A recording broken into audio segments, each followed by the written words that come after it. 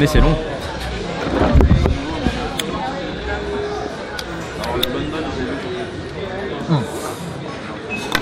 En 2 mots.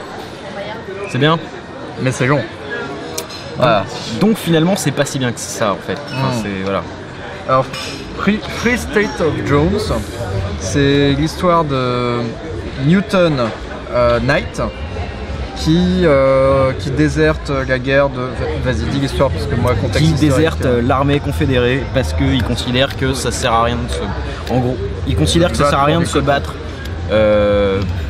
pour les États du Sud, tout simplement parce qu'il n'a pas de champ de coton, il n'a pas d'esclaves et donc il n'a pas de raison de se retrouver dans cette guerre en fait. Donc il considère que voilà, cette guerre est là seulement pour protéger les riches des États du Sud qui veulent garder leurs esclaves et leurs champs de coton.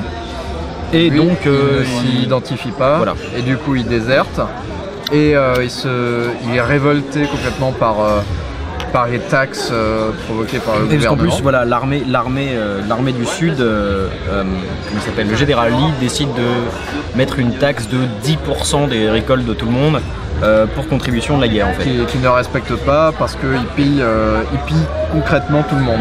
Ce qui fait que lui, en tant que déserteur, il est obligé de se réfugier dans un petit camp où il va rencontrer des là, il passe de déserteur et traître en même temps parce qu'il se bat contre les mecs qui viennent récolter la taxe. C'est là qu'il rencontre un groupe de blacks déserteurs comme lui. Et petit à petit, ils vont grandir et récupérer de plus en plus de déserteurs et finalement créer le Free State of Jones, l'état libre de Jones, avec plusieurs comtés, c'est comme ça que ça s'appelle, des comtés. Ouais. Genre 3-4 comtés et dans un état d'esprit complètement libre, tout homme est égaux. C'est plus ou moins un état, premier état anarchiste en fait, clairement. Donc c'est un film historique qui souffre énormément de très, très nombreuses lenteurs, qui fait que on est quand même... Déjà ça met un peu de temps à démarrer de base.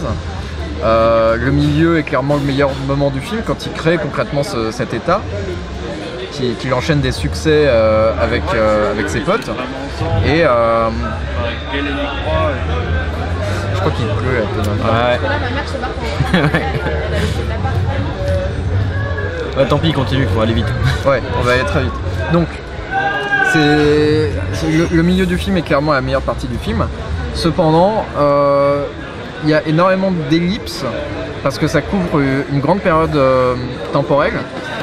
Et du coup, tu perds un peu le fil, tu perds un peu le personnage. En fait, le film est avant tout une histoire très intéressante, un fait historique vrai, super intéressant. Mais le film ne se repose quasiment exclusivement que là-dessus. Ce qui fait qu'ils sont beaux avoir des acteurs au top. Le film n'est pas construit de façon à ce que tu puisses rester dedans suffisamment longtemps pour t'accrocher au personnage en fait. Surtout, il faut savoir que le film est vachement long et en fait il est ellipsé par pas mal de sortes de pauses diapos avec des petits textes qui expliquent ce qui se passe, dont l'arrivée de l'Union au Mississippi ou des trucs dans le genre. Ouais. Et c'est un peu dommage parce que ça fait accélérer la timeline vachement vite en fait sur des trucs, alors qu'en réalité, toi le film tu le trouves déjà vachement long en fait. Ouais. Et donc ça fait sauter des étapes qu'on aurait bien aimé un peu voir pour rebooster un peu l'ambiance du film, que finalement on verra pas parce que voilà, c'est trop vite. Et finalement ça laisse place à d'autres passages très très longs en fait. Et donc ça fait vraiment une sorte de film en dents de scie en gros au niveau de l'activité. C'est plein de micro-événements qui n'ont pas forcément grand chose à voir les uns avec les autres. Ce qui fait que tu perds un peu l'intérêt dedans. Et du coup, c'est con parce que finalement le film devient une sorte de docu-fiction extrêmement bien foutue en fait. Mais ça reste quand même un docu-fiction avec les inconvénients que ça a. C'est-à-dire que parfois tu décroches et tu te dis je regarde une histoire, je regarde pas un film. Et c'est vraiment frustrant pour nous parce qu'on s'attendait à voir un bon film, on s'enchaîne quand même pas mal de merde et ça fait un peu mal de considérer ce film comme raté. Vraiment ça me déchire un peu le cœur de dire ça, mais... C'est vrai que scénaristiquement si tu prends le pitch tout seul, il est bien. Il y a de quoi faire un super film sur sur la tolérance, sur le patriotisme, je sais pas, il y a plein de thèmes à aborder avec cette histoire, mais le film se contente, pour moi, un peu comme pas mal de films historiques de ces derniers temps, comme Le Prodige, Imitation Game, ou même Black Mass, dont j'ai oublié le titre français, c'était avec Johnny Depp, c'est passé inaperçu, c'était pas mal, mais tous avaient un peu le même problème d'enchaîner. Ils se calquent complètement sur l'histoire.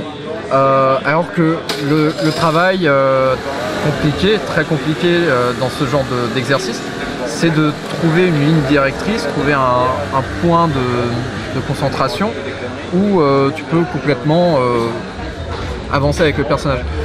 Un exemple de film historique réussi, pour moi, ça restera toujours La liste de Schindler, qui est bien sûr basé sur un fait réel, mais où tu suis intégralement l'histoire de Oskar Schindler et tu constates toute l'évolution de son personnage, et c'est pour ça que la fin est d'autant plus poignante. Alors que là, dans le cas de Free State of Jones, il y a une évolution très, très difficile à discerner, et qui du coup te fait perdre intérêt dans ce film. Bah ouais, c'est vrai que ça fait que même si t'es curieux par rapport à l'histoire et que ça intrigue pas mal quand même, parce que c'est des trucs qui sont un peu aberrants du point de vue européen, on va dire, tu finis par plus en avoir rien à foutre au bout d'un certain temps. Enfin, clairement, la fin, bon, finalement, elle tombe à plat. Voilà, parce que clairement, ça fait trop longtemps que tu l'attends en fait, et c'est vraiment, moi personnellement, il m'est arrivé clairement des passages où je me suis dit, ça y est, le film est fini en fait. Ouais. Et c'est assez rare que ça m'arrive, genre deux ou trois fois dans un film. Ouais, moi aussi. Et c'est ça qui rend le truc un peu dommage en soi. En plus, t'as tout ce délire. Alors ça, en soi, c'est un bon truc pour le scénario, c'est-à-dire le retournement de situation, c'est-à-dire tu sais, il y a le parallèle aussi, mais tu vois, la retournement de situation, c'est en mode ça y est, on a gagné, et puis en fait non, finalement, l'union arrive, donc on pense que ça y est, on est libre, et en fait finalement pas tant que ça en réalité, donc ça retombe, voilà. Et ça retombe. Et le truc, c'est que ce qui est sympa dit comme ça, pour le coup, dans le scénario, ça rend le truc encore plus long en fait, dans l'idée, tu vois ce que je veux dire. Et ce qui fait que ouais, ça rajoute de la longueur, je trouve, là-dessus en fait.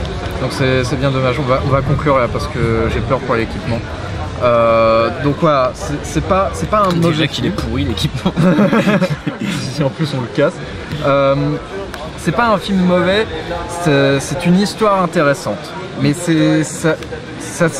tu peux très difficilement qualifier ce film en tant que film, dans la mesure où il n'y a pas tellement de parti pris en termes d'arc narratif, en termes de visuel. Tu as certains cadrages qui sortent du lot, heureusement, parce que le décor dans lequel il filme est quand même somptueux, mais t'as pas de flambée comme ça dans la mise en scène, et du coup voilà, on est quand même déçus, même si je préfère quand même voir ça la plupart des dopes qu'on se tape d'habitude, tels que Camping 3, etc.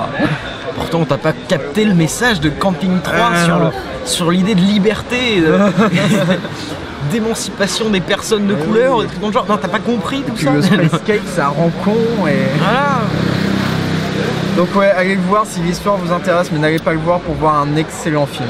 En tout cas, les performances sont très bonnes, mais le film n'est pas... C'est vrai que voilà, ouais, le problème c'est que si on n'est pas curieux sur l'histoire en général, surtout du point de vue des États-Unis en général, clairement on va retenir qu'une seule chose, c'est la longueur du film. Le seul moment qui est réellement actif en fait, c'est vraiment où il y a vraiment de l'activité, en fait c'est presque le début et le milieu du film en fait. Et après c'est vraiment des micro-événements pour raconter l'histoire de ce mec. Surtout voilà, entre le début et le milieu il se passe pas grand chose. Ouais. Enfin, en fait, le truc c'est qu'il se passe des trucs en vrai, mais c'est tellement éparpillé et dilué que on a l'impression qu'il se passe rien. Et pareil pour la fin finalement, c'est un peu dommage. Bon, ce qui fait que c'était bien, mais trop long. Voilà.